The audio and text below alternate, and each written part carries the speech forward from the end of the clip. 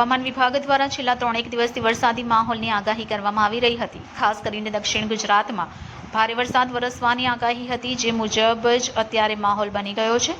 શહેરભરમાં વરસાદી ઝાપટા શરૂ થઈ ગયા હતા, ત્યારે સુરતમાં 2 કલાકમાં 2 ઇંચ જેટલો વરસાદ ખાબક્યો હતો। તો વરસાદના કારણે તમામ વિસ્તારોની અંદર પાણી ભરાવાની ફરિયાદ પણ વધી ગઈ હતી। ત્યારે કાદરશાની નાળ અને સગ્રામપુરા વિસ્તારોમાં પણ પાણી ભરાઈ ગયા હતા।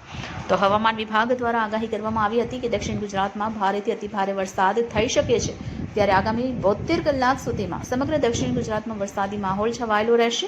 તે મુજબ અત્યારે સુરત શહેર અને દક્ષિણ ગુજરાતમાં વરસાદી ઝાપટા પણ પડ્યા હતા અને વહેલી સવારથી સુરતીઓ ગરમી અનુભવી રહ્યા હતા। અને એટલું જ નહીં, પરંતુ છેલ્લા 3 દિવસથી બફારાનો અનુભવ પણ સુરતીઓ કરી રહ્યા હતા।